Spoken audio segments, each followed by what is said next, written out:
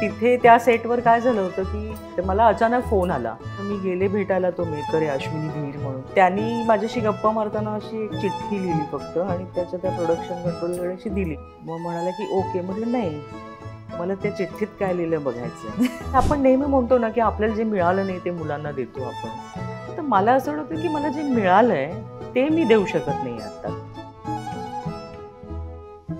मराठी अभिनेत्रींच्या हिंदी विषयी तर खूपच बोललं जातं. त्यांचे चुकीचे जे पंजाबी ॲक्सेंट असतो तो चालतो, बिहारी लोकांचा बिहारी ॲक्सेंट हिंदीमधला, मराठी भाषेविषयी आणि याच्याविषयी त्यांचे खूप गैरसमज आहेत. मी तर लापतागंज करताना सिंदूर आणि टिकली मिश्रा कुठलं वापरतात आणि शुक्ला कुठलं वापरतात हे बनारसून मागवलेलं होतं. मोहन असतं तर सखीला शेजारच्या शाळेत सोडलं असतं त्यांनी सह्याद्रीला तर चान्सच नाही. हे मला करावं का लागलं कारण की मला एक तर तिला सहानुभूतीच्या लाटेवर अजिबात वाढवायचं नव्हतं.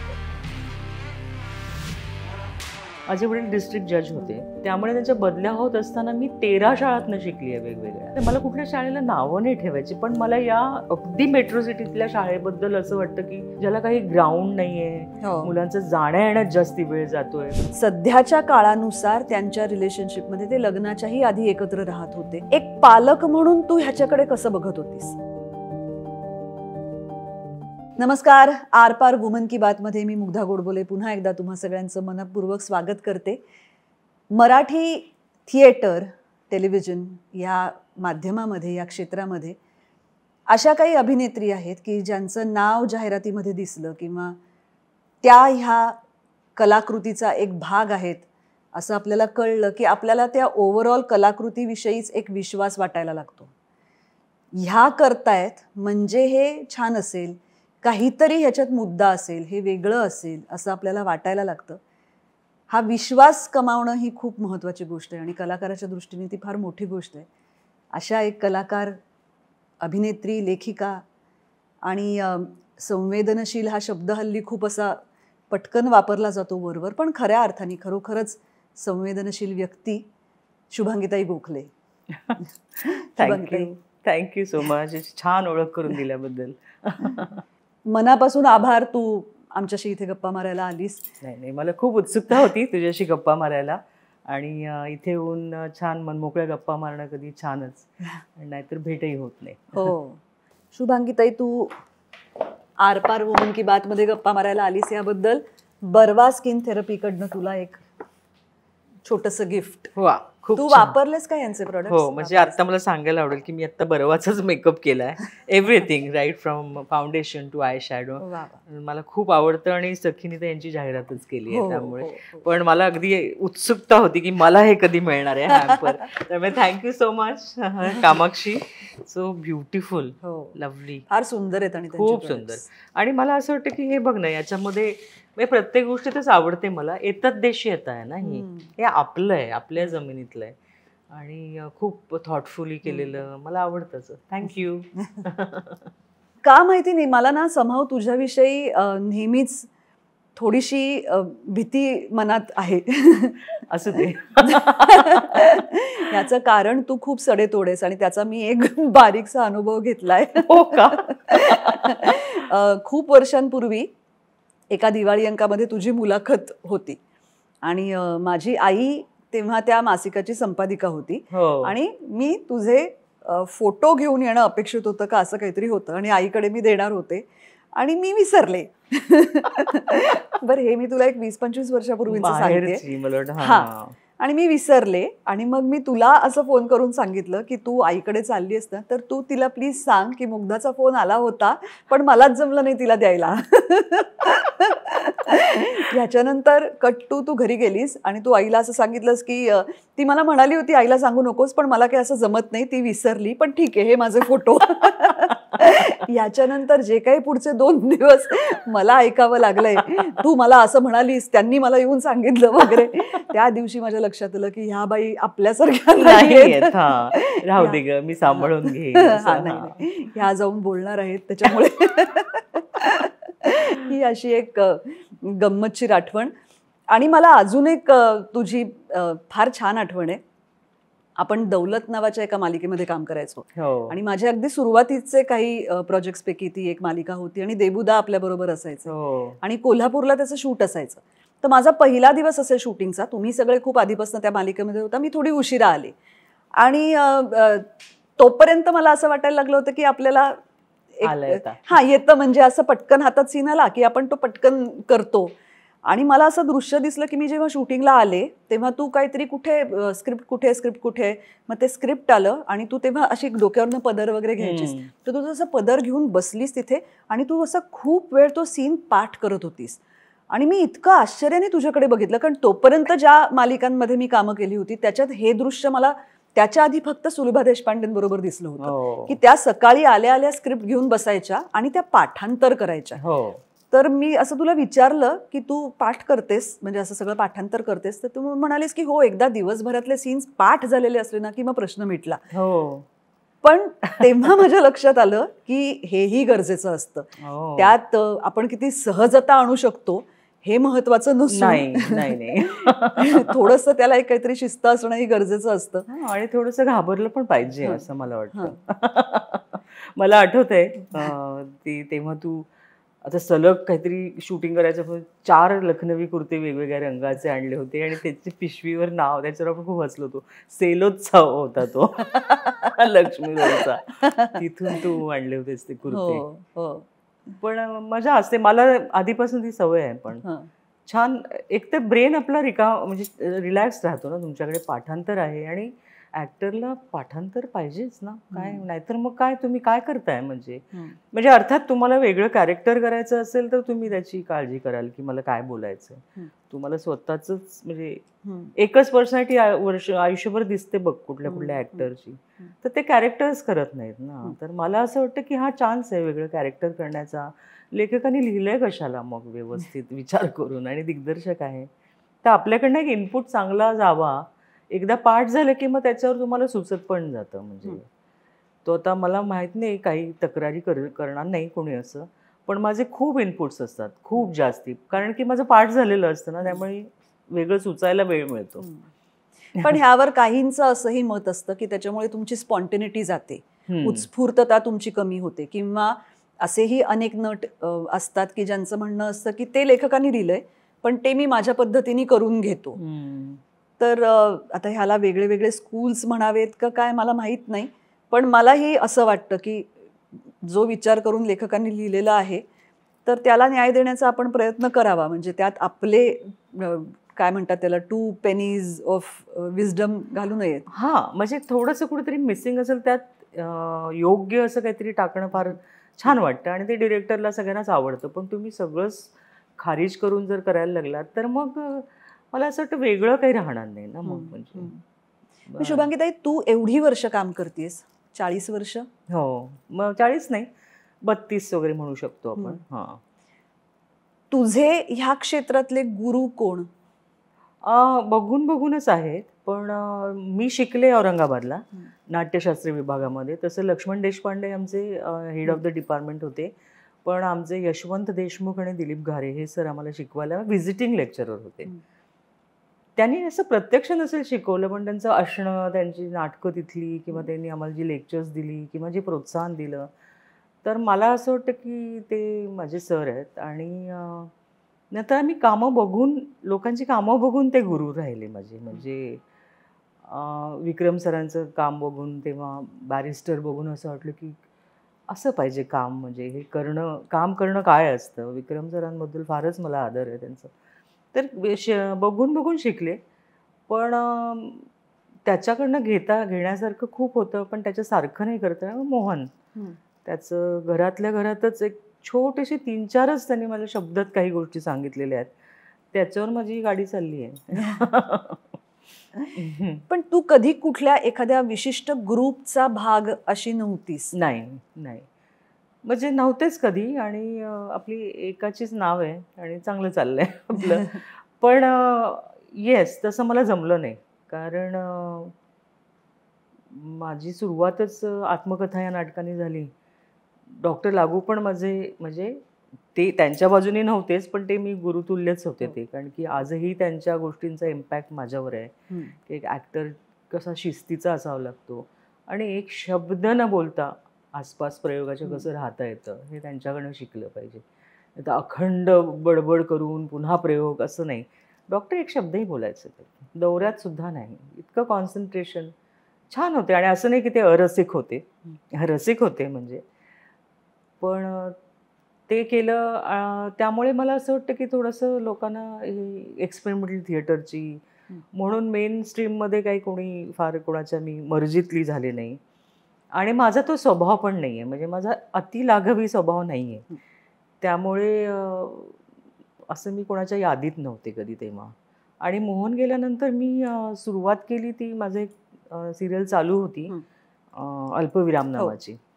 तर ती मी काम चालू ठेवलं आणि नंतर स्वतःला एनरोल केलं बालाजी एंटरटेनमेंट्समध्ये जाऊन फोटो दिले. आणि ते बघून त्यांना काय वाटलं की आम्ही दुसऱ्या दिवशी माझं शूट सुरू झालं. त्यामुळे I was in a very different league. आणि मग त्या दरम्यान शोभायात्रा, हिंदी शोभायात्रा केलं, मराठी शोभायात्राचे प्रयोग केले. पण मी फिरत राहिले आणि मला त्यात खूप मजा येते. मुसाफिरीच मला आवडते की एक ते एक असं करत राहिले आणि यांच्या चित्रपटात माझी भूमिका असणारच हे कुठलं क्रेडिटेबल काही मला वाटलं नाही. मला असं वाटलं की संस्मरणीय काम आपण सगळीकडे झालं पाहिजे. मग हिंदी सिरियल असो तर हिंदी ते एक टर्म आहे बघ, हिंदीत जाणे. ते हिंदीत जाणे वगैरे असं काही नसतं. म्हणजे त्यामुळे मी काम केलं पण मी परतही मराठीत काम केलं, नाटक केलं प्रशांत बरोबरचं, डायरेक्ट वेगळंच. म्हणजे त्यामुळे मला या मुसाफिरीत फार मजा येते. मला एके ठिकाणी माझ्यात त्या स्वभावात नाही आहे म्हणजे तसं. पण ह्या सगळ्यामध्ये तू म्हणालीस की मी फारशी कोणाच्या मर्जीतली झाले नाही किंवा, तर तसं मला वाटत नाही. कारण तू सातत्याने काम करत गेलीस. हो. म्हणजे माझं असं अजिबातच म्हणणं नाही की तुम्ही मर्जीतले असला तरच तुम्हाला चांगली कामं मिळतात. अर्थातच तुला एका कामातनं दुसरं काम मिळत गेलं. पण ही इंडस्ट्री अशी आहे की ज्याच्यामध्ये असं खूप म्हटलं जातं की तुम्ही अभिनेते किंवा अभिनेत्री म्हणून 2 पैसे कमी असला तरी चालेल, पण तुम्ही माणूस म्हणून चांगले असावे लागतात किंवा ग्रुपच्या दृष्टीने चांगले असावे लागतात. Correct correct. विचार करतो आपण, प्रोड्युसर झालो तर हाच विचार करू की ठीक आहे काम करून घेता येईल, पण युनिटसाठी एक शांतता, शिस्त. मला अशी खात्री आहे की माझ्या मागे तसंच म्हणत असतील की तिचा काही त्रास नाही म्हणून. त्रास असेलच तर तो क्रिएटिव्ह लेवलवर की असं नको, हा सीन आपण रात्री केलेला आहे ना, मग हे कपडे बदललेच पाहिजे. नाही चालून जातील म्हटल्यावर माझा हट्ट असतो की नाही चेंज करू दे ना, काय हरकत आहे.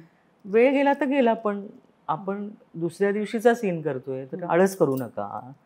असं खूप चिडचिड असते. किंवा मी एका सिरियलमध्ये कपाट उघडते, माझ्या सासऱ्यांचं कपाट उघडते, तर आतमध्ये काही कोंबून ठेवलेलं होतं, तुला माहिती आहे सेटिंगचं.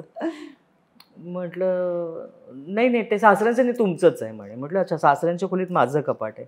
मग ड्रेसर म्हटलं माझे सगळे साड्या आणा, चांगल्या साड्या अशा लावा, ब्लाउजेसची थप्पी अशी लावा, खाली ह्या साड्या लावा. तर ती सिरियल संपून 6-8 वर्षांनी मग एक मैत्रीण मला म्हणाली, तिथला असिस्टंट म्हणत होता क्या कटकट्या आहेत ना शुभांगीताई म्हणे. तर मला असं वाटलं की ठीक आहे, तसं बोललं तरी चालेल. पण मला पूर्ण कपाट उघडता आलं ना. कारण कपाट उघडून लॉकर जो डावीकडे आहे तिथलं मला पैसे द्यायचे होते. तर मी असं चोरून कशी देऊ ना, सासऱ्याचे कुर्ते आहेत आणि असं उघडून. तर हा हट्ट असतो, अशी मी कटकटी असते. पण आय थिंक क्रिएटिव्हली तेवढं राहायला पाहिजे मला वाटतं, ॲग्रेसिव्ह थोडंसं. हो. पण एक बालाजी टेलिफिल्म्स आणि त्याच्यातलं कमर्शियल स्पेसमधलं काम, ही कदाचित त्यावेळेला तू तो निर्णय घेतला असेल कारण तेव्हाची तुझी ती वेळ असेल. पण आत्तापर्यंत तू ज्या भूमिका केल्या आहेस त्या तू निवडल्यास कशा त्या वेळेला? कारण आल्या त्या निवडल्या असंही असू शकतं आणि माझ्या मते त्यात काही चुकीचं नाही. पण जेव्हा 2-3 आपल्यासमोर पर्याय असतात तेव्हा निवडताना आपण काय विचार करत असतो? म्हणजे तू काय करतेस? नाही, याला काय झालं, मला बालाजीचं तर असं झालं की मी एक आपलं चांगलं काम करायचं आहे. तेव्हा मला माझ्या मनात पण नव्हतं की बालाजीचं काम म्हणजे काय आणि कुठे. मला ते काम होतं. आणि मला एक 10 वर्षांनी मी LAला गेले होते. तेव्हा एक सरदारची फॅमिली भेटली अख्खी आणि त्यांनी माझं व्हिडिओ शूटिंग केलं की कोशिश एक आशा में की माँ की तिला. आणि तेव्हा ना, आता आठवलं तर सेटवर मला अत्यंत विचित्र वागवलं जायचं. कारण की मी एकदम गप्प होते आणि माझे तेव्हा शोभायात्रेचे प्रयोग पण चालायचे. आता वरुण बडोलाला खूप वाईट वाटतं की मैंने कैसा बिहेव किया आपके साथ वगैरे. पण ते लोक अगदी म्हणजे संध्या मृदुल आणि त्यामुळे कोण आहे ही कोपऱ्यात बसलेली. आणि मी माझं काम असंच होतं की मला काहीच कळत नाही, माझा जावई वेडा आहे हे मला 1.5 वर्ष कळत नाही, म्हणजे काही ना काही सिच्युएशन्समुळे. पण ते काम मी खूपच प्रेमाने केलं, म्हणजे मी ते लक्ष देत नाही मग त्याकडे की आपलं काम हे लक्षात राहायला पाहिजे आणि ते माझं त्याची पावती मिळत राहते.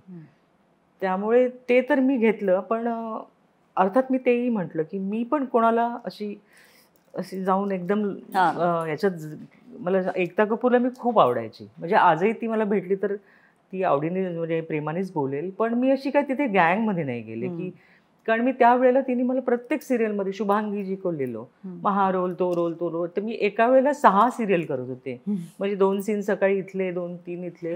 पण ते काय आहे, त्यांचं कमर्शियल फार चांगलं होतं की प्रत्येकाचा पर डे वेगळा होता आणि अकाउंट्स वेअर क्लीन, म्हणजे इतकं क्लीन की मग तेव्हा माझ्यासारख्या सुरुवात 35व्या वर्षात सुरुवात केलेल्या बाईला ते सगळ्यात बेस्ट होतं माझ्यासाठी.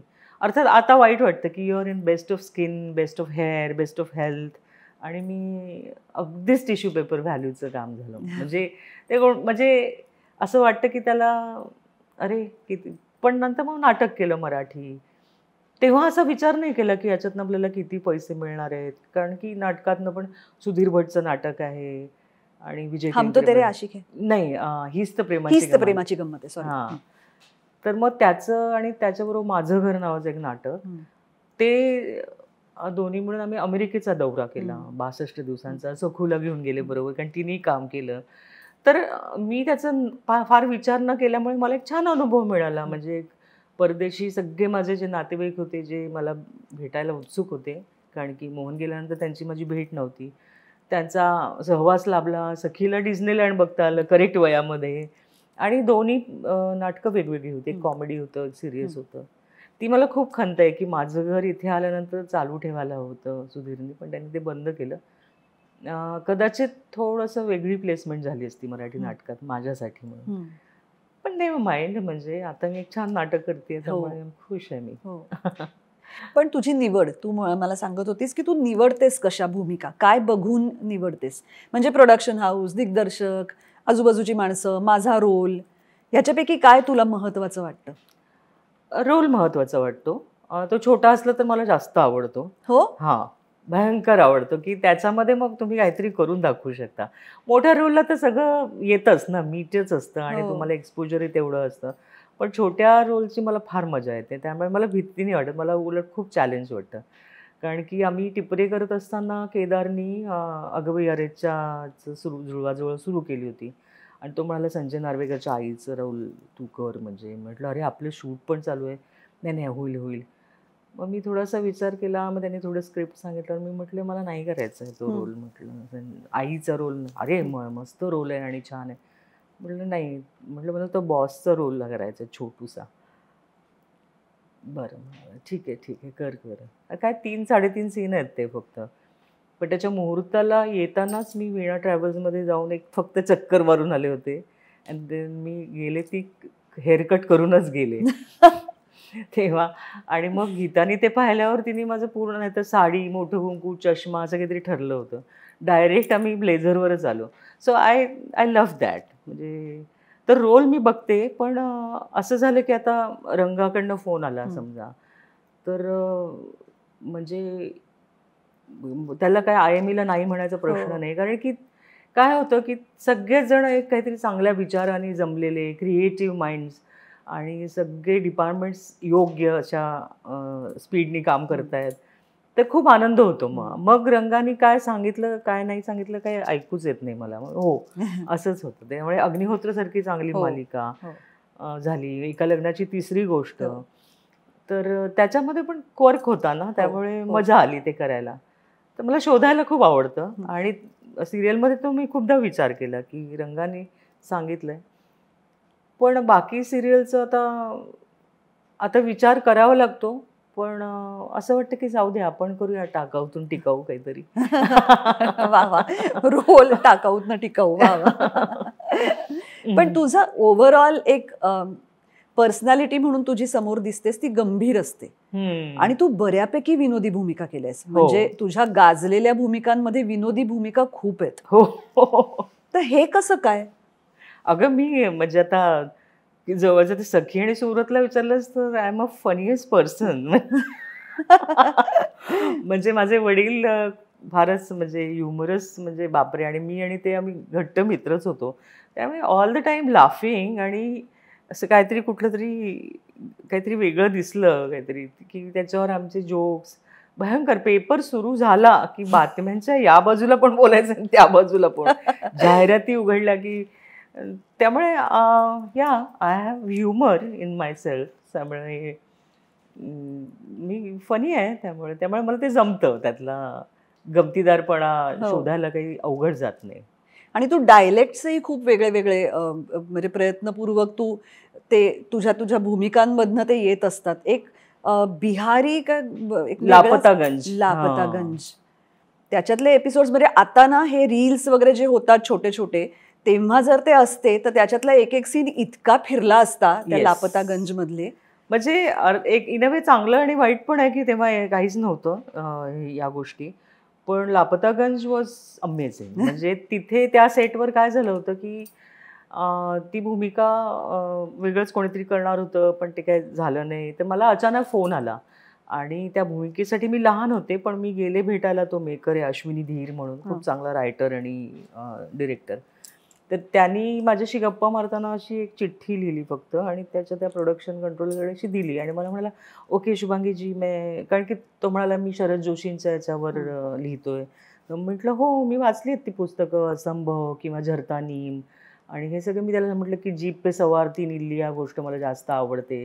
तर ही फेल्ट समथिंग की यार हिने वाचलं तरी आहे मी काय नाही. नाहीतर कोणी वाचत नाही ना असं, म्हणजे एवढं नाही कोणी करत.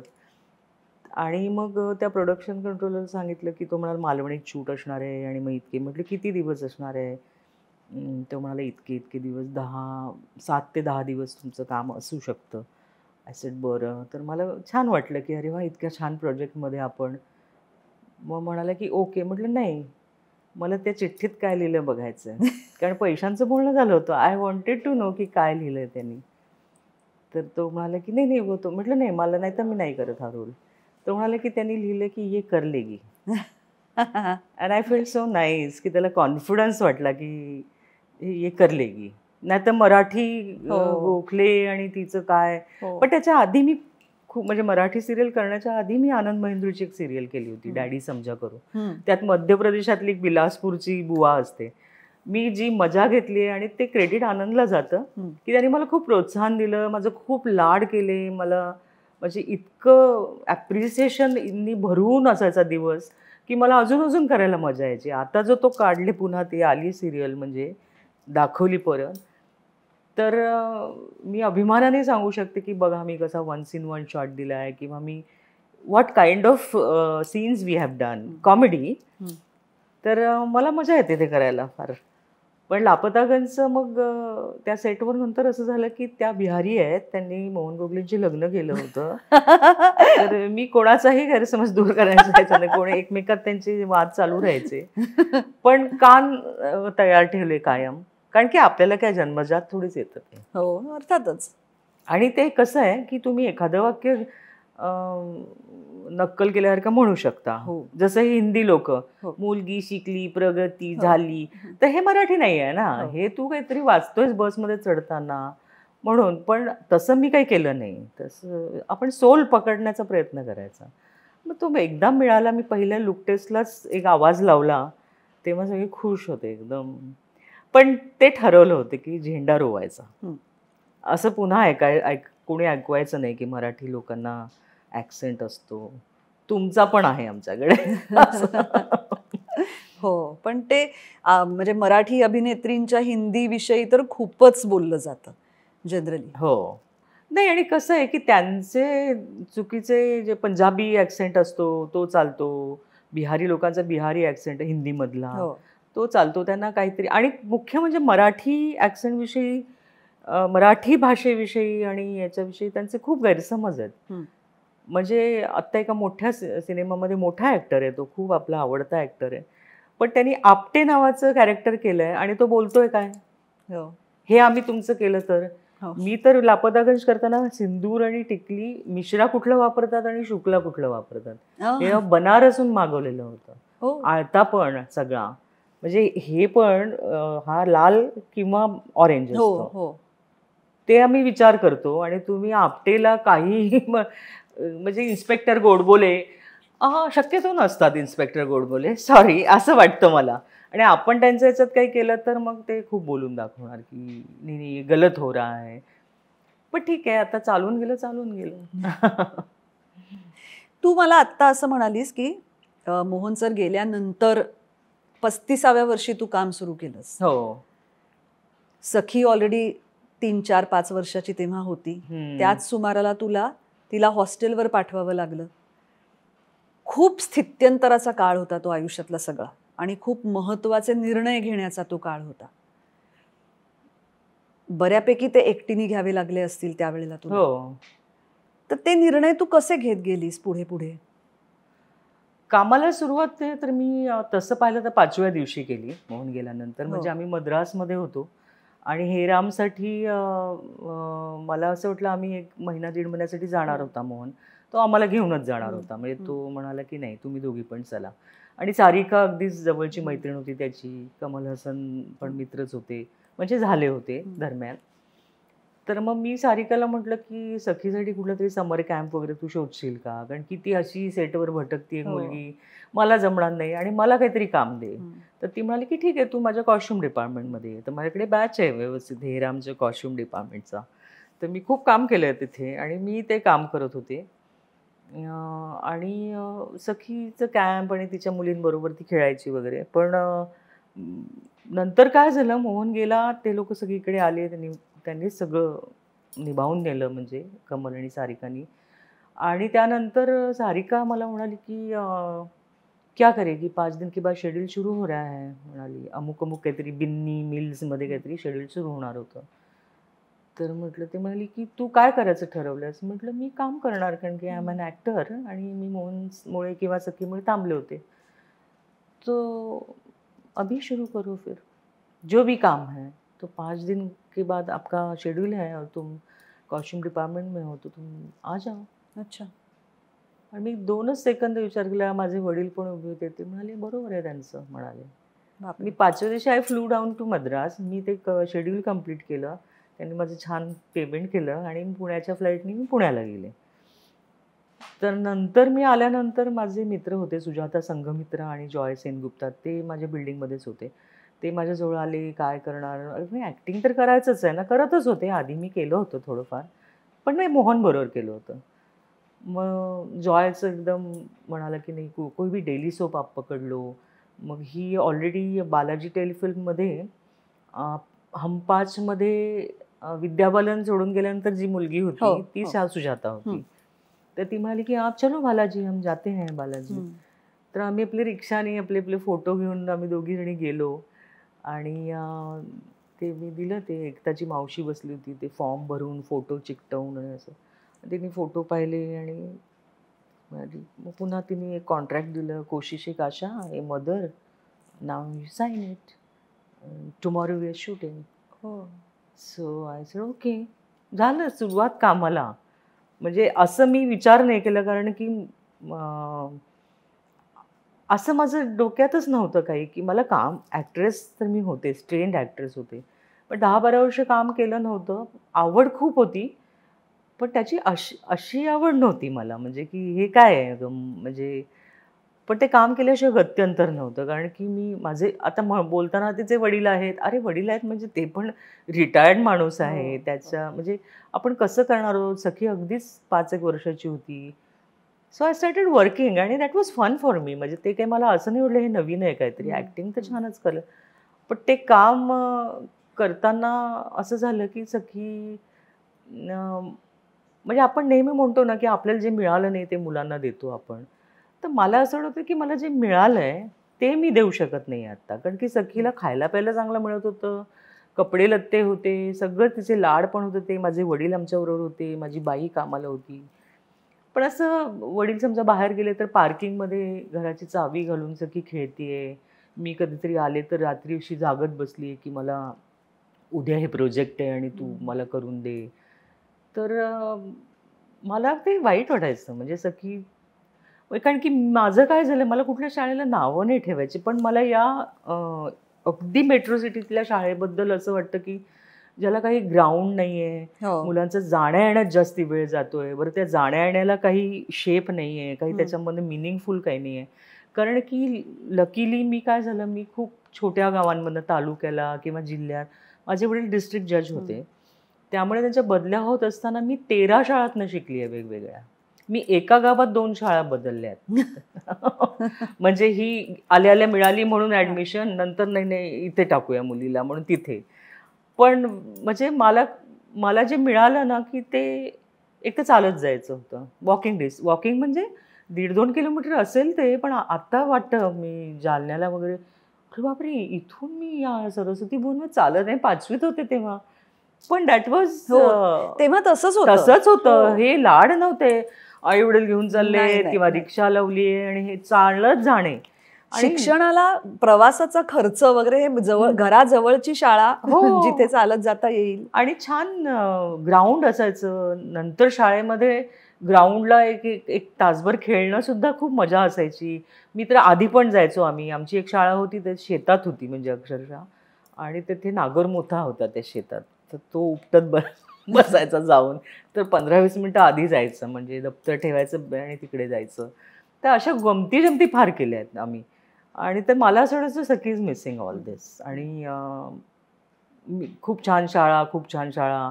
सकाळी 6 वाजेपासून मी काय रांगेत उभे राहून तिचा फॉर्म मिळवला होता. तर इतकं वर्थ नव्हतं ते. रोज एक वर्कशीट यायचं, म्हणजे आईवडिलांनीच अभ्यास करायचा. आणि ते काय होतं, म्हणजे तेव्हा माझ्या वेळेला मी कधी ऐकलं नाही माझ्या आईवडिलांनी असं, काय तुझ्या टीचरनी असं सांगितलंय वगैरे. ते टीचर किंवा गुरुजीच, म्हणजे मास्तर आणि बाई. तर ते आपोआप आत्ता माझ्या शेजारी आहे ना, तर ती अचानक मुलांसमोरच म्हणते, नाही ये टीचरने ये दे दिया आहे म्हणून. तर ते मुलांना तसंच वाटणार ना, अप्रोचच बदलेल. हा, तर ती किरकिर जी झाली शाळेची, की मला आवडेनाशी झाली. आणि मग एकदा मी कल्याणचा प्रयोग करत होते, तिथून यायला 1:30 वाजला मला घरी, आणि ही जागत बसली होती बेडवर रडत तशी आई, मुलगी माझी. त्यामुळे म्हटलं काय झालं तुला? उद्या मराठीचा पेपर आहे आणि माझा अभ्यास झाला नाहीये. तर मी म्हटलं आपण करूया, ठीक आहे. आत्ता तुला करायचं का सकाळी करायचा? आणि दुसऱ्या दिवशी माझा 11 वाजताचा प्रयोग होता. बापरे. तर म्हटलं मग ती कविता वगैरे तिच्याकडे काहीतरी करून घेतली. ती म्हणाली उद्या तू मला सोडायला ये शाळेत, परीक्षा आहे माझी. म्हटलं नाही बेटा, आपण डॅडी आहे, नंदा मावशी आहे, ती तुला खाली बसला सोडेल, खालीच यायची बस, आणि मग तू जातेस की नाही नेहमीसारखी. नाही, मग एक मुलीचं नाव घेऊन म्हणाले की तिची आई तिला शाळेत रिक्षाने सोडायला येते आणि रिक्षानीच परत आणते. म्हटलं का? तर ती म्हणाली की कारण तेवढीच त्यांना 15 मिनिटं अभ्यासाला जास्त मिळतात. बापरे. रिक्षात?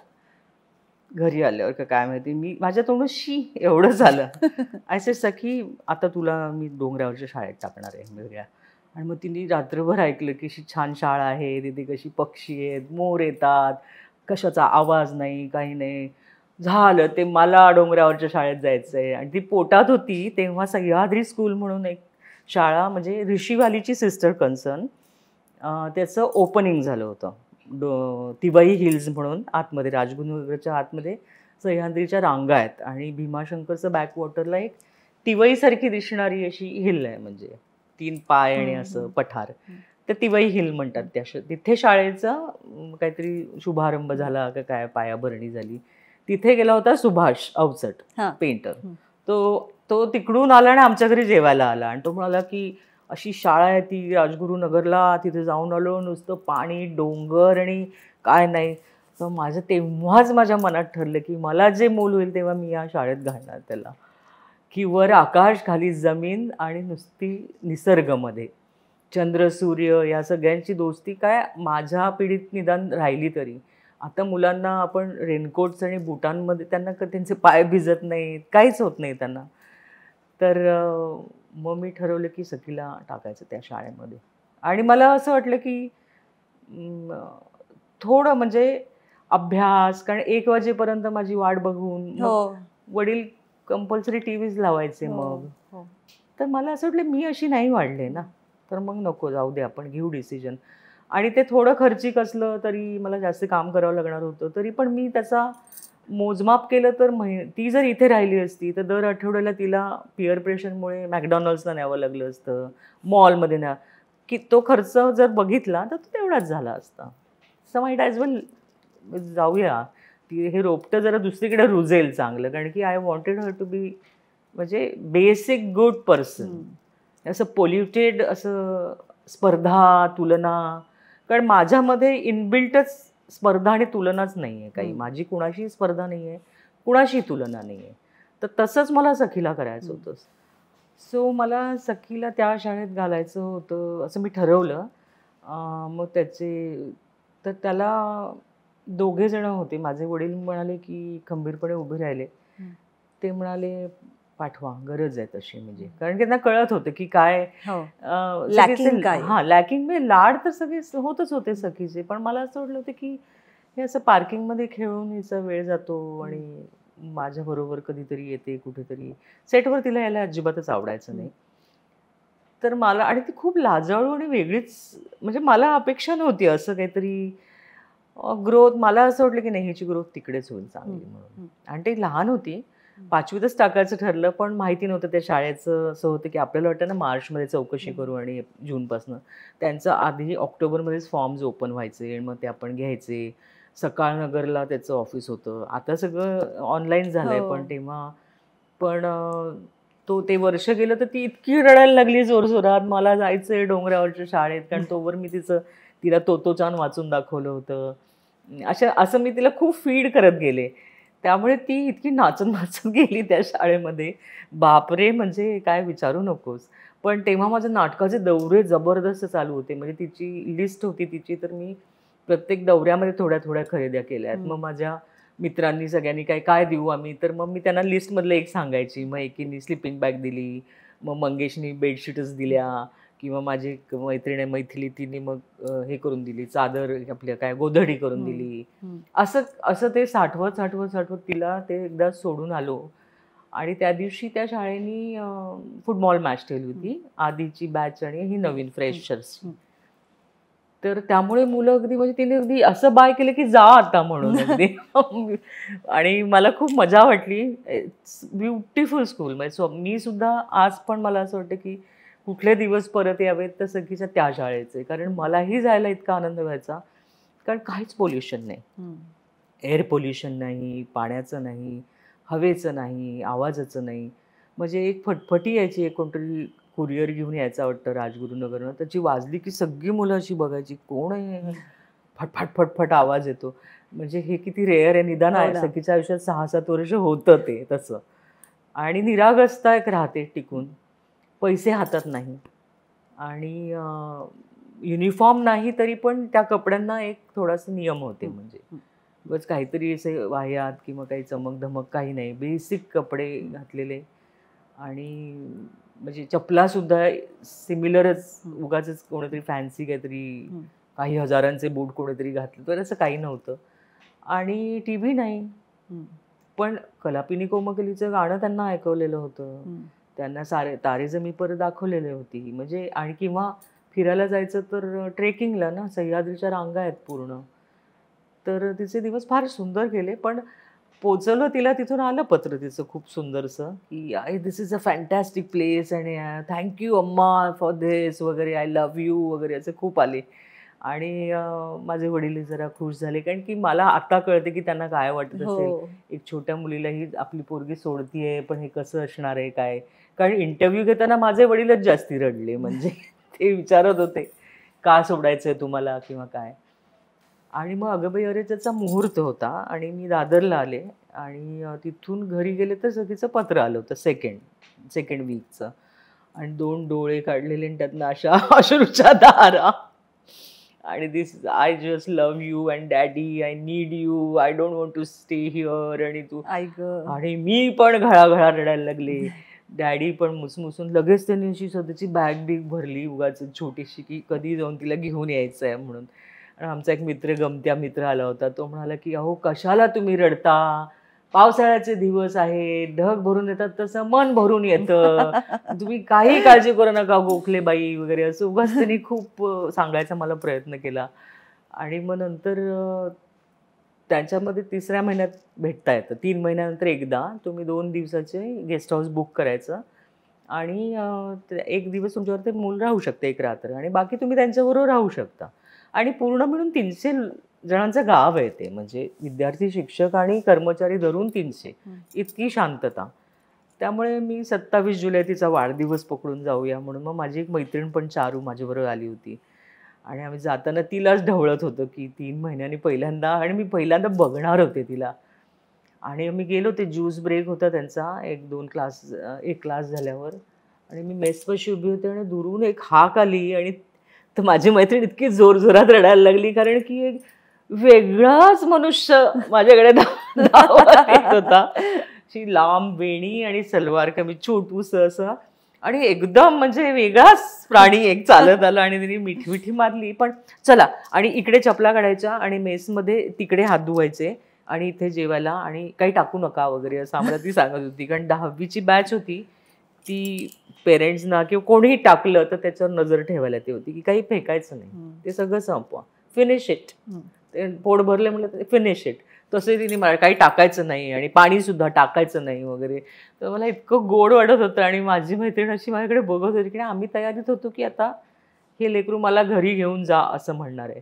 आणि कोसळतोय पाऊस, आणि आम्ही त्यांच्या क्लासरूमकडे गेलो आणि वेळ होता, तर आता काय बोलायचं म्हणून मी इकडे तिकडे बघत तिला म्हटलं की डॅडी तर बॅग घेऊन अगदी तयार आहे, तुला जेव्हा वाटेल तेव्हा तू येऊ शकतेस घरी. आता काय मी सोडते ही शाळा, असं ती पावसाकडे बघत म्हणाली. आता काय सोडते मी ही शाळा, नाही. त्याच्यावरती पुन्हा माझी मैत्रीण तर रडायलाच बसली. ती तिला आनंद होऊन पण रडत होती. पण म्हणजे ती दॅट इज अ फेज, फक्त थोडी होती. पण आज पण सखीला एक बिलॉंगिंग मी दिलं याचं मला समाधान आहे की शी फील्स की शी सह्याद्रियन. म्हणजे आता 2 वर्ष झाली की जाऊ शकली नाही, पण ती मुलं सगळी 31 तारखेला जातात तिथे, अजिबात जागत नाहीत. 1 तारखेचा सूर्योदय तिथे पायथन हिल म्हणून आहे, अशी एक हिल आहे, त्या टोकाशी बसून तो सूर्योदय बघतात आणि ब्रेकफास्ट करून परत येतात. म्हणजे निर्व्यसनी, निसर्गाशी कनेक्टेड. तर I am very proud of it. म्हणजे ते खूप डिफिकल्ट होतं, खर्चिक होतं.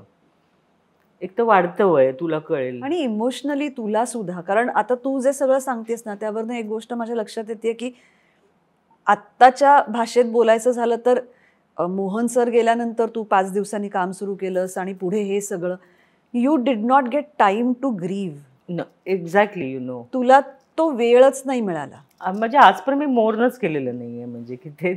आणि आता ते दिवस एक गेले, म्हणजे मोर्न करून काय करायचं आपण, म्हणजे शेवटी. पण आता तुला असं नाही का वाटत की तेव्हा जर कदाचित तुला तो वेळ मिळाला असता तर तू वेगळ्या पद्धतीने पुढे काही गोष्टी करू शकली असतीस? नाही, मला नाही वाटत. कारण की मी सखी, मोहन असतं तर सखीला शेजारच्या शाळेत सोडलं असतं त्यांनी सह्याद्रीला तर चान्सच नाही, वेस्टला पण नाही, ईस्टवरनं. तर शेजारीचे आहे शाळा तिथे टाक म्हणून. पण हे मला करावं का लागलं, कारण की मला एक तर तिला सहानुभूतीच्या लाटेवर अजिबात वाढवायचं नव्हतं. हे तर फिक्स होतं माझं की अरे, म्हणजे आजूबाजूला सगळ्यांना माहिती असतं, शाळांमध्ये माहित असतं, नातेवाईकात ती नजर आणि तो सूरच बदलतो. तो तिच्या वाट्याला मला अजिबात येऊ द्यायचा नव्हता की अरे रे असं नाही, तिला बोलू नका किंवा असं. मला नको वाटत होतं ते, किंवा उगाच जास्ती लाड असंही नको होतं. थोडंसं ऊन बिन लागू दे जरा, असं मला वाटलं. तर तो विरह वगैरे असू दे. कारण मला 2 माझे सख्खे मित्र, एक तर को ॲक्टर होते, ते मला म्हणाले की फार डिटॅच होतात मुलं हॉस्टेलला टाकल्यावर. तर मला वाटलं की तो तुमचा अनुभव असेल. आणि माझा एक डिरेक्टर मित्र म्हणाला, माझ्या मुलीला मी शक्यच नाही टाकणं वगैरे. अरे म्हटलं, तुला गरज नाही आहे, तुझी कंडिशन वेगळी आहे, तुझी बायको घरात आहे, हाकेच्या अंतरावर दोघांचे आजी आजोबा आहेत, तू बाहेर कामावर आहेस, तर म्हणजे ही परिस्थिती वेगळी आहे ना. त्यामुळे मी म्हणत नाही की सगळ्यांनीच तिकडे जायला पाहिजे. मला ते सूट झालं आणि मी कॅल्क्युलेशन असं केलं की इथे राहून जो मूर्खासारखा खर्च होईल त्या मुलीवर, तो मला तिच्या शिक्षणावर करू देत म्हणून. पण तोही खर्च होताच. दर 3 महिन्यांनी पाय बदलतोय, उंची वाढतीये, तर सगळंच म्हणजे खूप पण अनुभव फार ब्युटिफुल होते, फारच ब्युटिफुल. पण हा खर्च भागवण्यासाठी म्हणून मनाविरुद्ध कामं करावी लागली किंवा कधी काही असे निर्णय घ्यावे लागले, असं झालं? बालाजीचंच मी काम केलं ना, 6 सिरियल्स मी केल्या. म्हणजे तेच ती खंत मला काय वाटते की I was in best of my health, आणि म्हणजे वय पण आपलं असतं, पण अर्थात त्याचं असं झालं की ते मी सगळे सखीच्या शिक्षणासाठी खर्च केले. पण आणि नंतरचं जे आहे ते दगदग खूप झाली, तिच्यासाठीच झाली. पण मला त्याचा आनंद आहे, म्हणजे I could raise a good child, you know. आणि लकीली ना अशा काय काय मिळतात ना गोष्टी, जसं लापतागंज झालं, ते म्हणजे देशाच्या कुठल्याही कोपऱ्यात मी गेले तरी दे ॲप्रिशिएट इट. नुसतं टीव्हीवर दिसते म्हणून नाही, ते कॅरेक्टर, म्हणजे त्या कॅरेक्टरनी हाक मारतात, मी पण त्याचा आनंद घेतला. आणि ते मी सोडत नाही. मग एकदा सेटवर गेले की तो आनंद, ती मला किरकिर वाटत नाही. मुझे क्यों बुलाया जल्दी, मुझे छोडो, असं ते पूर्ण सगळीकडे हल्ली असतं ना, मला कशाला बोलवलंय लवकर, किंवा मला लवकर सोडा, ही किरकिर किरकिर करत जे काय घालवतात ना वेळ ॲक्टर्स, तर मी ते सोडूनच देते. जाऊ दे ना, आता ही काही आयुष्यभरासाठी आहे का? आपण आपलं काम छान करूया. त्यामुळे मला मजा आली त्यानंतर. पण शुभांगीताई, मला सांग, ऐन उमेदीची वर्ष, मूल काही कारणामुळे दूर गेलेलं किंवा तो डिसिजन घेऊन कॉन्शियसली तिला दूर पाठवलेलं, घरी वडील, सतत काम सुरू, ह्या सगळ्यात तुला इमोशनल अँकर किंवा एक इमोशनल स्टेबिलिटीची गरज नाही वाटली? नाही, एक तर माझे वडील माझे अगदी घट्ट मित्र होते, फारच घट्ट. म्हणजे मी बॅग घेऊन दार उघडून आले की तिथेच एक बीन बॅग होती, त्याच्यावरच बसून मी अख्खा दिवसभराचं त्यांना काय काय सांगायची. मग ते काहीतरी सांगायचे दिवसभर कसं झालं. आणि फोन होते, आणि खूप म्हणजे रॉक सारखे होते ते एकदम माझ्या मागे, काही माझं असणं, आणि माझं कौतुक होतं त्यांना की मी हे सगळं करते, कारण की या सगळ्याची मनाची तयारी नव्हती माझी. म्हणजे मी ॲक्टर असले तरी हे सगळं अंगावर पडून हे सगळं करणं, कारण की हिंग संपलाय मीच बघत होते, गाडीची सर्व्हिसिंग करायची मीच बघत होते. सो आणि इतकं सोपं नव्हतं तेव्हा. आता कसं की AC वाला आपण याच्यावर बोलवतो वगैरे, असं नव्हतं ना, याला सांग त्याला सांग, त्याचा फोन याचा फोन. पण त्यांना त्याचं भक्कम पाठिंबा होता. आणि माझे मित्रमैत्रिणी, म्हणजे आपण कधी कधी म्हणतो ना की शत्रूला पण असा त्रास होऊ नये, तसं मला असं वाटतं की शत्रूला पण असं छान माणसं मिळावीत. म्हणजे इतकं टिपरे करत होते, आणि हीच तर प्रेमाची गंमत. तर टिपरेमध्ये केदार होता, दिलीप, राजन, या लोकांनी, रेश्मा, या लोकांनी सखीवर इतकं प्रेम केलं, माझी काळजी मला कळू नये अशी घेतली. आणि इथे तर दोस्तच होते, आम्ही धमाल कॉमेडी करायचो. मंगेश, संजय आणि सुनील यांनी जे मला, म्हणजे ती टॅक्ट आहे, पण कळू न देता काळजी घेणे, म्हणजे इमोशनली, आणि खूप खूप प्रेम केलं सखीवर. काय होतं, आपल्या मुलावर कोणी प्रेम करत असेल ना, तो माणूस आपल्यासाठी खूप प्रेशस असतो, प्रश्नच नाही. आणि चिन्मयी आणि सोनाली, आणि माझे पुण्याचे मित्र आहेत चारू, सुधीर आणि प्रवीण, अनुया, यांनी म्हणजे माहेरच दिलं मला पूर्णपणे. की माहेर अशा अर्थी की म्हणजे त्यांना काही न सांगता सगळं माहीत असायचं, माझे अप्स अँड डाऊन्स, किंवा काय चाललंय, कसं चाललंय, काय कॅल्क्युलेशन्स चालली आहेत, किंवा सखीचं काय चाललंय. आणि सखीला एक कॉन्फिडन्स की एव्हरीथिंग इज फाईन. बरोबर. हे जे देणं असतं ना, नाहीतर मग उगाच एक खोटे लाड असतात, तसं नाही. तिला रागवणारे पण आहेत, ते होते ते लहानपणी, त्यांना भीती पण वाटायची की यांना आपण आन्सरेबल आहोत. तर ते फार महत्त्वाचं आहे. म्हणजे सोनालीनी तर म्हणजे पेरेंटहूडच होतं. म्हणजे ती माझ्यापेक्षा लहान असून ती जवळजवळ मोहनसारखीच असल्यासारखं तिला वाटायची की ही जबाबदारी आहे माझी, मी की या दोघी जणी आहेत. मग ती कुठे वर्सोला राहायची, तिथून गोरेगावला यायची, चला आता मी जेवायला घेऊन जाते, खूप दिवसात तुम्ही बाहेर गेला नाही आहे. See, this is a very small. Sonali Kulkarni, मोठी, मोठी सोनाली कुलकर्णी. पण ते सुचणं आणि ते कोणासाठी ते करणं, मी तरी करू शकेन की नाही मला माहीत नाही, पण that was very important for Sakhi, तिच्यासाठी. चिन्मयी तर म्हणजे काय, म्हणजे ती माझ्यापेक्षा तीच मम्मा आहे सध्या. तिला सखीने मला वाटतं खूपच, सखीला तिने आधार दिला किंवा प्रेम खूप केलं. सुमित आहे, त्यांची फॅमिली पूर्ण. तर यामुळे मला माझं छान चाललंय, म्हणजे I am going on a right path असं वाटायचं मला. ह्या सगळ्यानंतर सखीचं शिक्षण झालं, ती परत आली, ती परदेशी शिकायला गेली, ती ह्या क्षेत्रामध्ये काम करायला लागली.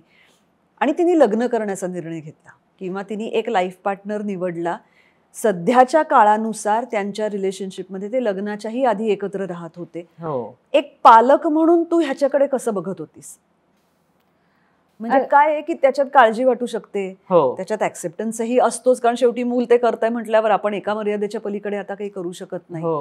पण सल्ला काय दिलास तू त्यावेळेला? म्हणजे मला हे शिकायचंय, कारण माझी मुलगी आता 18-19 वर्षाची आणि मला माहित नाहीये ती पुढे काय करणार आहे. नाही, ऍक्च्युली ना ते खूप गमतीदार होतं की त्याच्या 20-25 वर्ष आधी मी आणि मोहन लिव्ह इन मध्ये राहिलो 2 वर्ष. पण त्याच्यामध्ये काय होतं की दोन्ही फॅमिलीज ना दोघेही आम्ही माहिती होतो. म्हणजे लग्न झाल्यावर आणि सखी झाल्यावर मला वाटलं की ती 2 वर्ष उगाच वाया घालवली आपण. पण तेव्हा एक थोडंसं बंडखोरी असते ना की नाही. पण त्याच्या मागे छोटंसं कारण असं होतं की मोहनलाही खूप वर्षांनी तो मिस्टर योगी त्याचं येणार होतं आणि ते त्याला खात्री होती की हे नेशन वाईड पॉप्युलर होणार आहे. त्यामुळे तेवढा तो हुशार होताच. But he was waiting for it, कारण की समहाऊ मध्ये त्याला काहीतरी थोडासा लल आला होता त्याच्या कामात आणि त्याच्या आयुष्यामध्ये. तर he was waiting for some big thing to happen. म्हणजे मी कोण आहे हा हिचा नवरा, तर हा आहे. आणि मलाही असं वाटतं की मी एवढे शिक्षण घेऊन धडपड करून इथे मुंबईत आली आहे, माझ्या भावाकडे राहतीये, तर मला काहीतरी माझं अस्तित्व काय, कोण आहे मी, म्हणजे काय एक लग्न केलं पटकन असं नको. तर माझं आत्मकथा सुरू होतं. आणि मग मिस्टर योगी आलं 2 डिसेंबरला, ती संपली सिरियल. आणि मग आम्ही 10 डिसेंबरला लग्न केलं. तोवर आम्ही एकत्र राहत होतो. तो एका कम्युनिटी लिव्हिंगमध्ये होता, म्हणजे 4-5 मित्र आणि तर एक खोली आणि किचन आम्हाला होतं. सो तसं ये जा करून भेटण्यापेक्षा आम्ही राहायलाच लागलो.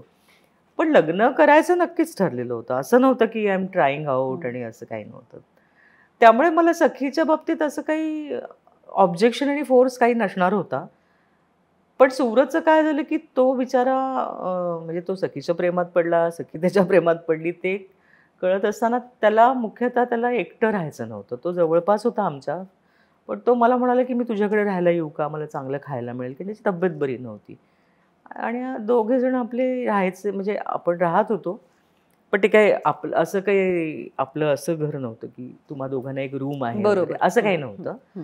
त्यामुळे आपल्याबरोबर राहायचा, खायचं प्यायचं आणि बास्केट घेऊन आपले दोघे जायचे. त्याचं पथ्याचं वेगळं याचं. तो मित्र आणि माझ्या मुलासारखा तो राहिला. सो तो दुसऱ्या-तिसऱ्या दिवशीच म्हणाला की तुझ्या लक्षात आलं असेल ना की आम्ही जरा इंटरेस्टेड होतो एकमेकात. मी म्हटलं हो मला माहिती आहे, पण सखीने असं काही एकदम उडी मारू नये कुठल्या निर्णयावर, हलकेमध्ये घ्यावं, मला असू दे, माझ्या लक्षात आहे माझ्या. आणि सखीला विचारलं तर नाही तसं काहीच नाही आहे, we are very good friends वगैरे. तो म्हणतोय की हो मला इंटरेस्ट आहे. तर एवढा त्यांना तेव्हा वाटत असते की यांना आपण गंडवतोय आईला वगैरे. एवढ्याशा घरात काय गंडवणार आहेत तुम्ही. सो ते माहिती होतं. आणि दिल दोस्ती दुनियादारी संपल्यानंतर ते लोक अमर फोटो स्टुडिओ करायचं ठरलं. तर पुण्याला माझ्याच घरी राहणार होते दोघे. तेव्हा मला सखी म्हणाली की मी असं ठरवतेय की आम्ही शिफ्ट होतो दोघे एकत्र. असं फाईन, फक्त याला एक कायमची फ्रेम असणार आहे ना, तर तुम्ही राहा म्हटलं. तर ते राहिले. आणि मग नंतर मागे म्हणजे ते प्रत्येक पिढीत असतं. प्रत्येक पिढीला वाटतं की आम्ही काहीतरी वेगळं करतोय आणि नवीन करतोय. प्रत्येक पिढीला वाटतं. तसं आम्ही पण वेळ घालवला होता ना, आम्ही तसेच राहतोय आणि आम्ही वी आर गुड फ्रेंड्स. आणि पण मग थोडंसं दट्ट्या देऊन त्यांचा साखरपुडा केला. पण सखीला शिकायला जायचं होतं. ते पण खूप सगळ्यांनी खूप त्याच्यावर मला टोमणे आणि काहीतरी वगैरे, की म्हणजे काही जणांनी म्हटलं म्हणजे मोडलं का त्यांचं लग्न आता, ती जाणार आता. आणि मला असं वाटलं की इझी घ्या सगळेजण, कारण मी सखीला म्हटलं तुझ्या मनात आहे मग तू जा. ते खूप कठीण होतं तिला, म्हणजे सगळंच फिनान्शियली पण आणि सगळ्यात पण म्हटलं पुन्हा होणार नाही. कारण मला किती शिकायचं होतं, किती कोर्सेस करायचे आहेत मला आजही, म्हणजे पण मला उसंतच नाही मिळाली. वाटतं आपल्याला रिकामा वेळ, पण आय कुडंट डू इट. मला किती गोष्टी करायच्या होत्या, कितीतरी अजूनही आहे. म्हणजे मी मोहन गेल्यानंतर अल्पविरामच्या सेटवर मॉन्टेसरीचा कोर्स केलाय, ह्या करस्पॉन्डन्सचा. आणि मला मेडल मिळालंय त्याचं. कारण तेव्हा मला माहित नव्हतं मी काय करणार आहे. I was tapping the possibilities, की काहीच नाही तर मग आपण मॉन्टेसरी काढू किंवा काय असं होतं. किंवा एक नेचरोपॅथीचा कोर्स मी केला चेन्नईचा. म्हणजे काम करत असताना मी टॅपिंग, पण इट वर्क वेल. तसं मी म्हटलं आत्ताच जाऊन शिकून ये तू, नंतर नाही होणार. बघ तेव्हा ती गेली, त्यानंतर मी त्या व्हाईट क्रिसमसला तिच्याकडे गेले आणि नंतर मी कधीच जाऊ शकले नाही. आणि तिचंही शिक्षण पूर्ण करून ती आली पण ना, आणि शी इज डुईंग वेल. एक प्लॅन बी आता आवश्यक आहे, म्हणून मी तिला ते शिक्षण करवलं. पण that was difficult, very difficult. खूप अवघड होतं ते.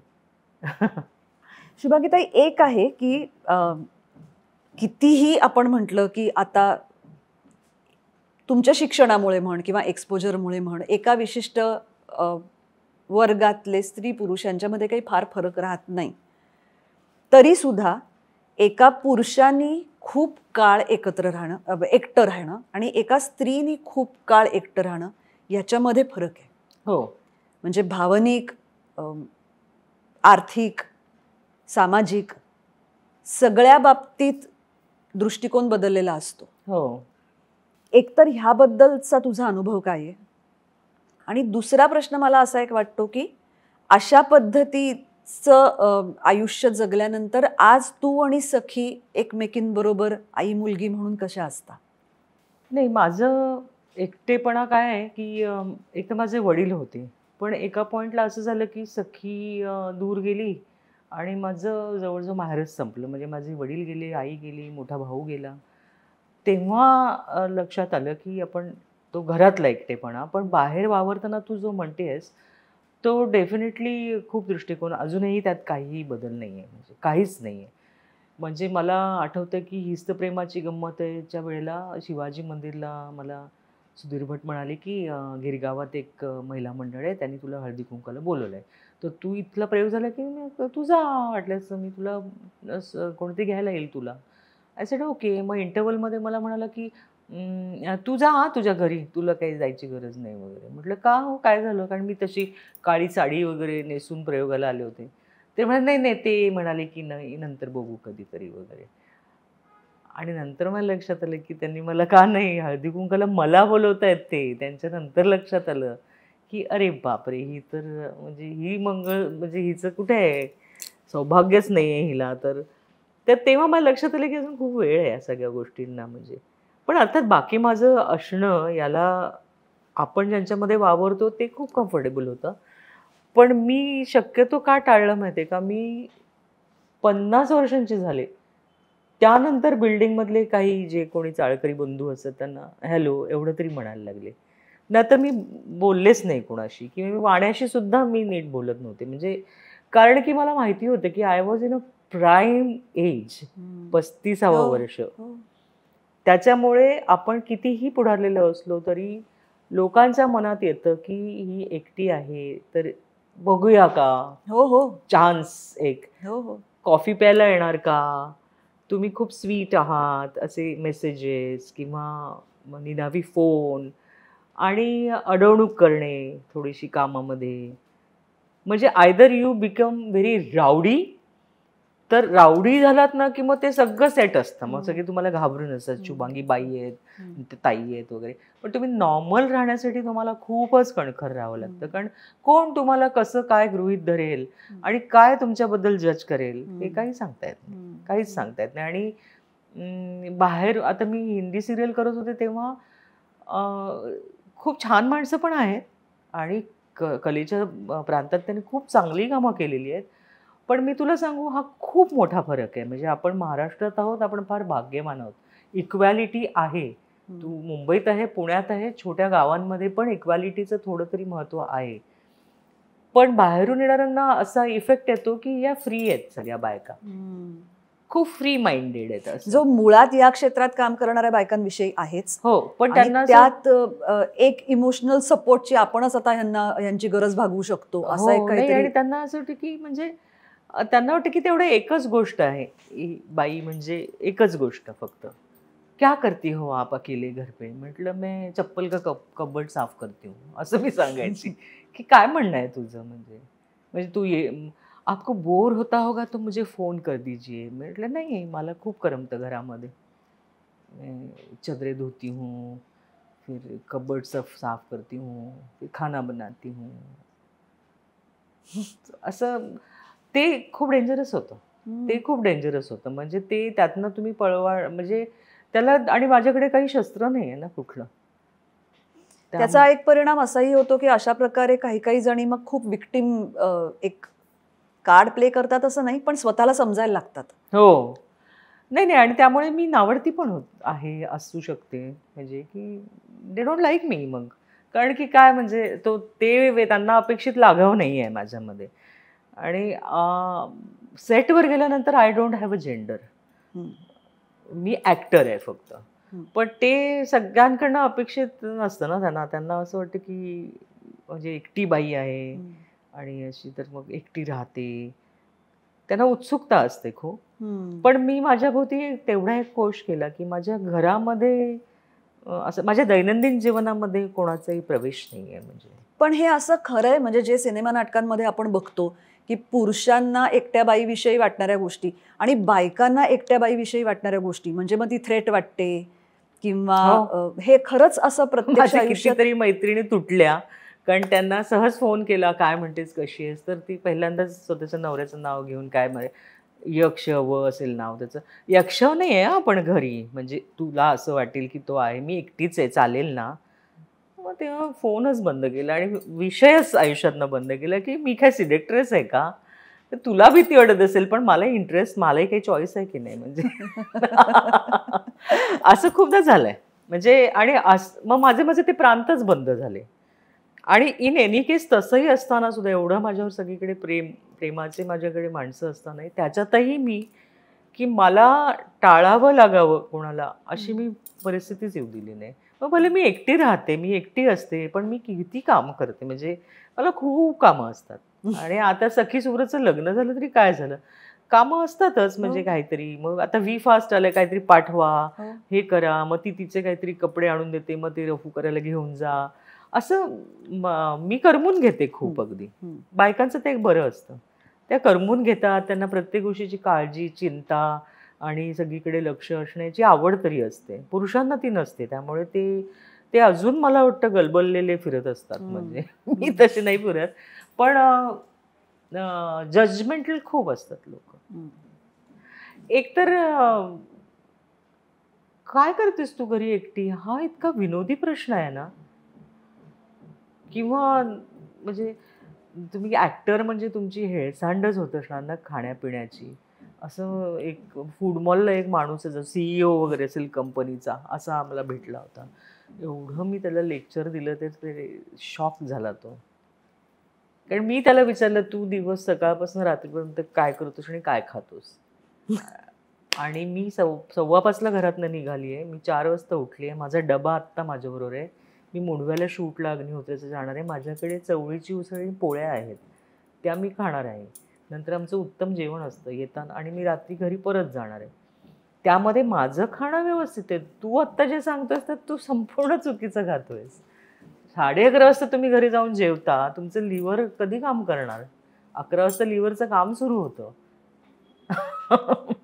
पण हे तू सगळं सांगतेस ना शुभांगीताई, तरी सुद्धा मला असं वाटतं की हा पिढीचा फरक आहे.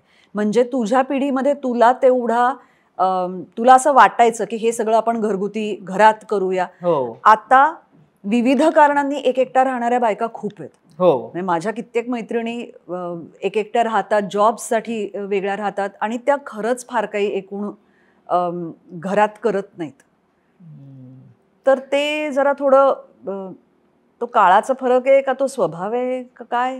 नाही, तो लादून घेतलेला स्वभाव आहे असं मला वाटतं. कारण की शेवटी अल्टिमेटली 2-4 वर्षांनी पुन्हा लक्षात येणारच आहे सगळ्यांच्या की होम कुक्ड फूड थोडं का असेना, आणि तेवढा वेळ आपण काढू शकतो.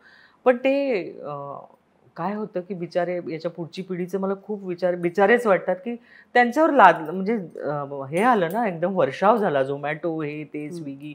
पण नंतर ते कालांतराने काही जणांच्या लक्ष आहे ते काहीच नाही आहे त्याच्यामध्ये, आणि ते आपण फार भयानक करतोय काहीतरी. किती वेळ लागतो स्वयंपाकाला. आणि माझं तर मन खूप रमलं, जे म्हणतात ना, मी अजिबात स्वयंपाक करत नाही आणि हिला बाबा खूप आवड आहे वगैरे. मला असं वाटतं की किती सुंदर गोष्ट आहे. पण आणि if you are an actor, तुम्ही स्वयंपाक केलाच पाहिजे. It is like a film making, it is like whatever it is. पण तुम्ही प्लॅन करता, प्रपोर्शन आहे, कलर आहे, what not, everything is there. Timing आहे. मग तुम्ही स्वयंपाक नाही करणार तर काय करणार? मला तर फार आवडतो आणि मी करते. आणि कोणी घरी असो नसो मी स्वयंपाक करते. रोज मी भाजी आणते. आणि असो काय एक दुःखद घटना माझ्याच आयुष्यात नाही झालेली. खूप जणी याला सामोऱ्या गेल्यात. पण आता उरलेलं आयुष्य आपण म्हणजे असं म्हणजे दिवसाचा प्रत्येक क्षण आपण जगल्याशिवाय ती मजा नाही आहे त्याच्यामध्ये. त्यामुळे स्वयंपाक करायला काही म्हणजे त्याला काही हे नाही आहे, मला वाटतं एक्सक्यूज असावी असं म्हणे. खावं माणसाने. बाहेरचं किंवा fast food is not good. ह्या सगळ्या तुझ्या कामाच्या आयुष्य जगण्याच्या मागे मला असं वाटतं, जेव्हा जेव्हा मी तुझ्याशी बोलते भेटते तेव्हा कुठेतरी एक मनाला शांतता आहे हो. असं बघताना तरी मला वाटतं. हे खरं आहे? म्हणजे तू खरंच आतून इतकी शांत व्यक्ती आहेस का? तिथे जी उलथपुलथ चालू असते ती आमच्यापर्यंत न येण्याचं कसब तू कमावलंयस की हे बाहेरपर्यंत नाही दिसलं पाहिजे? नाही, नाही, नाही. अजिबातच नाही. मी एकदमच क्वाईट आहे. एकदम आतमध्ये शांतपणे विचार करून डिसिजन घेणारी आहे. पण तो क्विक डिसिजन असतो माझा. जसं मी 5व्या दिवशी या कामावर आपण जायचं आहे हे ठरवलं, तसं माझं फारच क्विक असतो डिसिजन की हे आपल्याला करायचं आहे, हे आपल्याला करायचं नाही आहे. आणि म्हणजे रडून कुठून तर काही होणार नाही आहे डेफिनेटली. असं काही नाही आहे माझं की मी उसनं आवा आणून हे सगळं करते आहे. कारण माझा तो स्वभाव नाही आहे अजिबातच. त्यासाठी आपण बॅलन्स राहणं खूप महत्त्वाचं आहे. आणि मुख्य म्हणजे तुला समजेल की अगदी वाढत्या वयातली मुलगी होती ना माझ्यासमोर. मी तिच्यासमोर हे असं वेड्यासारखं माझे मूड स्विंग्ज आणि झालं ना, सगळंच झालं. पण माझे मूड स्विंग्ज किंवा मला वाईट वाटतंय किंवा माझा कर्कश आवाजात मी काहीतरी कोणाशी तरी भांडतीये, हे सगळं तिला दिसलं असतं आणि हे डिस्टर्ब्ड अशी काहीतरी एक आई तिला दिसली असती, तर तिचं काय झालं असतं? ती रिप्लिका झाली असती. आणि तिला हे आयुष्य तिला तिचं कळेलच ना. आणि तिला काय कळत नाही असं नाही आहे, की दुःख म्हणजे काय असतं, सुख म्हणजे काय असतं. तर मला वाटतं मी आहे शांत. या. मग हा तुझा अध्यात्माकडे जो हळूहळू शांतपणे प्रवास सुरू आहे, जे नॅचरल प्रोग्रेशन आहे असं मला वाटतं, त्याच्या मागे बैठक काय आहे? वाचन ही आहे का? हां, बैठक तशी कसं आहे, एकतर मराठवाडा हा म्हणजे संतांची भूमी आहे. प्रत्येक घरांमधून प्रत्येक फॅमिली घराण्यांमधून चालत आलेल्या परंपरा आहेत. आमचं गाव तर देगलूर आहे. धोंडा महाराज देगलूरकर ज्या गावचे आहेत, त्यांचा मठ तिथे असणं. तर माझ्या ऑब्व्हियसली आमच्या घरामध्ये माझी आई संत साहित्याची अभ्यासिका होती. तर तिने शेवटपर्यंत ज्ञानेश्वरीची पारायणं आळंदीला जाऊन केली. आणि त्यामुळे ती माझे म्हणजे माहेरची सगळीच माणसं कुठल्या ना कुठल्या प्रकारे जोडले गेलेली आहेत अध्यात्माशी. त्यामुळे जगण्यामधला साधेपणा आणि आणि आनंदाने जगणं, हसत खेळत. माझी मावशी आणि मित्र आम्ही किती ह्युमरस काय काय बोलत असतो. पण ती सज्जनगडावर वर्षातनं 10 दिवस जाऊन राहते किंवा त्या अनुषंगाने ती कामं करतात. म्हणजे बालसंस्कार वर्ग भरवतात. असं काही काही चालू असतं. त्यामुळे मला काय वाटतं की चंगळ आणि चैन आणि वेगवेगळे मॉल्स उघडतात. जसे आता इथे उघडला मॉल, मग तिथे अमुकच हे झालंय. याच्या पलीकडे पण जगामध्ये साधा गोरेगावचा मी विचार केला. गोरेगाव अतिशय शांत होतं. मग एक ओबेरॉय मॉल झाला एक मोठा. मग लोक तिथे खरेदी करत सुटले, तिथे फिल्मा बघत सुटले. पण त्याच गोरेगावमध्ये एक आचार्य अत्रे कट्टा पण आहे. तिथे सांस्कृतिक कार्यक्रम होत असतात. मग एक बालसंस्कार वर्ग पण आहे. चिन्मय मिशनचं बालसंस्कार वर्ग चालू आहे. बायका काहीतरी भागवत वाचतात कुठेतरी. काहीतरी हे चालू आहे. हे आयुष्य समाजात चालू आहे म्हणून हे चांगलं आहे. नुसतंच हे असतं ना तर आपण कुठल्या कुठे हा ग्रहच कुठल्या कुठे गेला असता. हे शांतीचं मंदिरात घंटा वाजते त्याने पण खूप फरक पडतो. माझं असं स्पष्ट मत आहे. त्या व्हायब्रेशन्समुळे पण फरक पडतो. तर ते माझ्या आसपास होतं आणि माझ्या दैनंदिन आयुष्यात पण आहे. रामरक्षा मी रोज म्हणते. काही काही माणसांशी बोलताना जो अदरवाईज बरेच ठिकाणी दिसत नाही तो एक शांतपणा दिसतो किंवा जाणवतो, तो तुझ्याशी बोलताना मला आज खूप जाणवतोय. ओह सो स्वीट. म्हणजे आतापर्यंत जेव्हा जेव्हा आपण भेटलो आहोत तेव्हा तेव्हा एक पर्सनॅलिटी म्हणून मला तू नेहमीच वेगळी वाटलीस, पण इतकं शांतपणे कधी आपलं समहाव बोलणं झालं नव्हतं. हो. नाही मला असं वाटलं की 2 रस्ते असतात. आपण 50शी नंतर एकदम काहीतरी फुटल्यासारखं आपण काहीतरी करायला लागतो. मग एक्सप्लोअर करणे किंवा आहे ना, पण आय एम कंटेंट. कारण की माझं लहानपण असेल, तरुणपण असेल, जे काय असेल व्हॉटएव्हर, किंवा आई आई म्हणून असणं, ते माझं छान झालेलं आहे म्हणजे. त्यामुळे मला कलकलाट करून पुढची 10 वर्ष नाही काढायची आहेत. आणि शांत, म्हणजे कोणीतरी शांत राहिलेलं बरं ना, म्हणजे कोणीतरी काहीतरी करत असेल. मला असं वाटतं की आता थोडासा मिनिमायझिंग असतं बघ. डाऊन सायझिंग म्हणतात अमेरिकेकडे. घरातलं डाऊन सायझिंग करतात. एका या टप्प्यावर 50-55च्या सुमारास छोटी घरात शिफ्ट होतात. झालं आता सगळं. मुलं शिकली, पुढे गेली, मागे राहिली कुठे. आणि तसं माझं आपण खाण्यापिण्यात, वागण्या बोलण्यात सगळ्यातच आता डाऊन सायझिंग केलं पाहिजे. कारण आपणही आरडाओरडा करतोय, तरुणही आरडाओरडा करतायत, आपणही ओव्हर एक्सप्रेसिव्ह होतोय. तर त्यांनी बेस कुठे शोधायचा मग? तर त्यांच्या बेससाठी आपण शांत राहिलं पाहिजे. तर मला ते आपोआप आलं असेल, कारण ते घरूनही आलं असेल. आणि याचा अर्थ की मी खूप विचारवंत म्हणून अशी शांत घरात बसली वगैरे असं काही नाही. एक सामान्य स्त्री म्हणून मी आपली शांत एक छान वेळ घालवला तरी पुरेसा आहे ना. नॉट नेसेसरी मी कुठेतरी जाऊन काहीतरी केलं पाहिजे. यू काम अँड क्वायट. कामाच्या ठिकाणी, घरात शांत राहणे मला खूप आवडतं. मला फार बरं वाटतंय, कारण खरंच असं कमी वेळा हल्ली झालंय. कारण हल्ली एकूणच सगळीकडे चमकण्याचा, म्हणजे तशा संधीही खूप उपलब्ध असतात. हो हो, ते करणं गरजेचं आहे असं वाटायला लागलंय लोकांना. त्या पार्श्वभूमीवर मला हे फार बरं वाटतंय की आपल्यातलंच कोणीतरी असाही विचार करतंय की नाही, मला माझं आयुष्य शांतपणे जगायचं. हो. आणि माझं काम काय आहे? मनोरंजनाचं आणि चांगले रोल्स करण्याचं आणि लोकांना आनंद देण्याचं. तर तेवढाच फोकस ठेवलेला पुरे आहे असं मला वाटतं. आणि बाकी खूप वायफळ आणि बाष्कळ गोष्टींमध्ये वेळ घालवू नये असं वाटतं. नॉट नेसेसरी की आता सगळ्यांनीच उठून ग्रंथच वाचावेत किंवा काय. काही नाही केलं तरी खूप छान दिवस जातो. आणि लोकांचाही वेळ चांगला जातो. तुम्ही गप्प बसलात तर. सिनियर्सना सल्ला आहे हा माझा, की यू बिहेव युअरसेल्फ. मग ते तुमच्याकडनं आपोआप शिकतील. तुम्ही शिकवायला जाऊ नका त्यांना. ते खूप स्मार्ट आहेत, खूप हुशार आहेत. उलट त्यांचीच आपल्याला मदत होते कामाच्या ठिकाणी. पण म्हणजे यू बी युअर बेस्ट. त्यांना अभिमान वाटला पाहिजे तुम्हाला. तुम्ही त्यांच्यावर थोपवलं की आम्ही किती काम केलंय, किती काम केलंय. नाही, त्यांनी आपल्याला सांगितलं पाहिजे की तुम्ही कसं काम केलंय. इट इज व्हेरी इम्पॉर्टंट की सिनियर्सनी आता बिहेव देमसेल्व्स.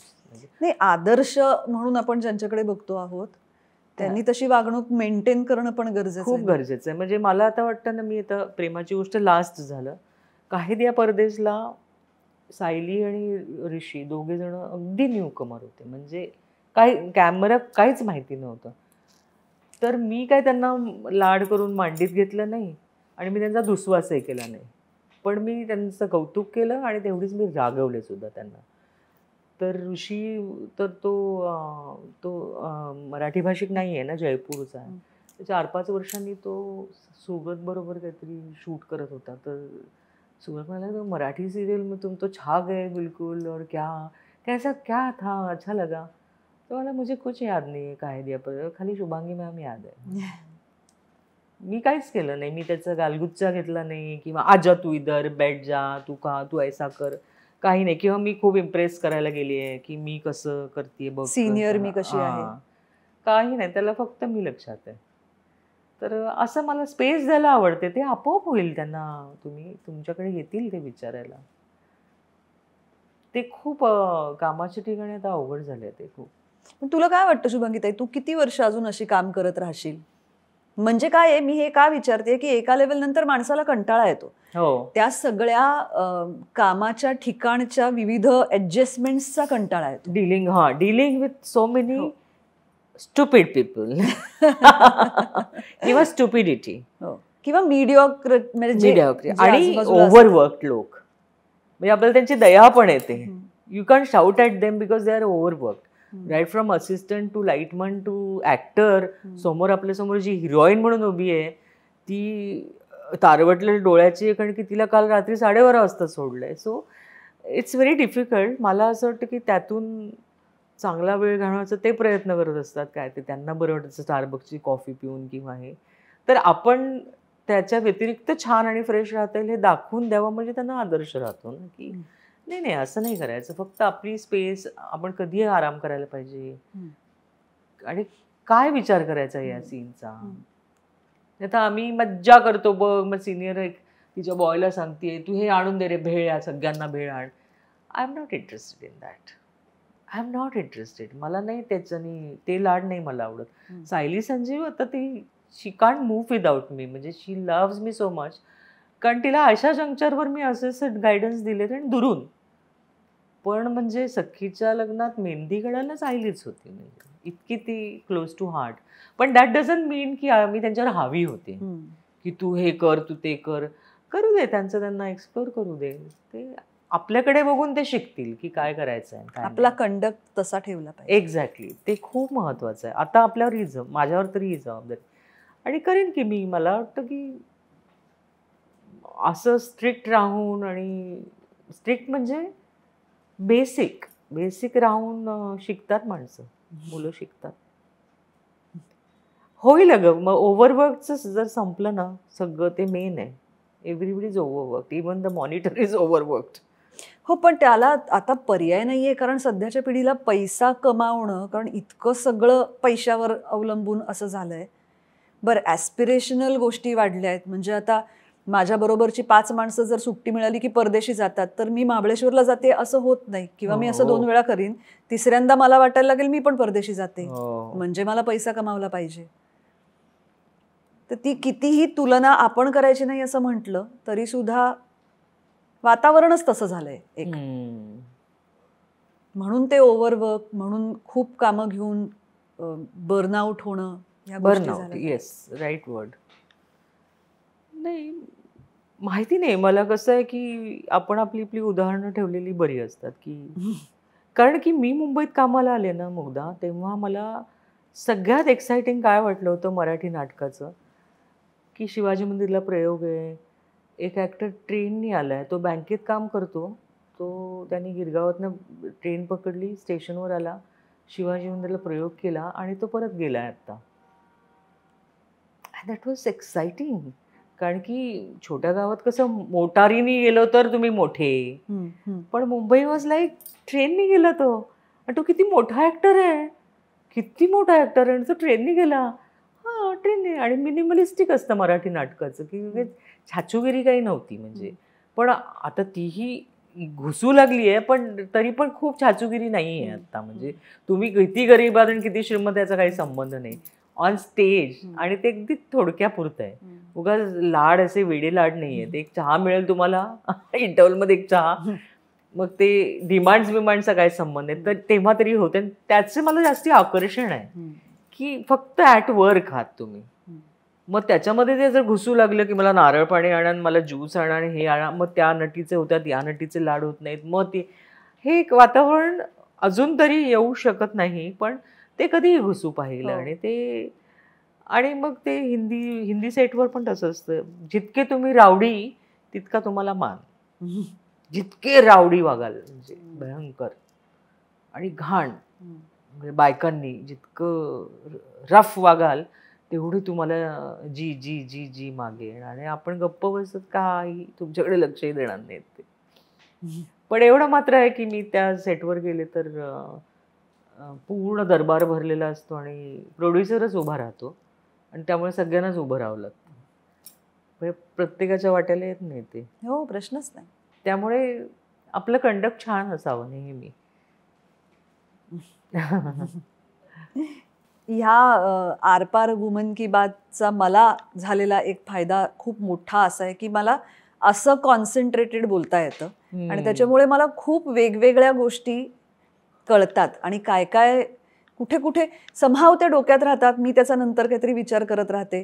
तसं आज तुझ्याशी गप्पा मारल्यानंतर हा शांतपणा मला असं वाटतं की बराच काळ माझ्याबरोबर राहणार आहे. How sweet, thank you. आणि मला असं होता येईल की नाही मला माहिती नाही, पण मला व्हायचंय. अगदी मला शांत व्हायचंय, त्याच्यामुळे मी ह्या दृष्टीने निश्चित प्रयत्न करेन. अरे वा, छान. इतकी छान कॉम्प्लिमेंट मला मिळाली आहे, ब्युटिफुल. पण अगदी होऊ शकतेस, म्हणजे आपण पुन्हा एकदा आपल्या झिरो पोझिशनवर आलो ना, की आपण तू तुझ्या घरात उभी राहिलीस, पुण्याच्या आई बाबा भाऊ आणि पुण्याची शाळा, पुण्याचं कॉलेज, की आपोआप तू शांत राहशील, की I belong here, you know. Thank you. Thank you so much. तू आलीस, इतकं छान बोललीस, ऐकत राहावं असं बोललीस, त्याबद्दल मनापासून आभार. थँक्यू.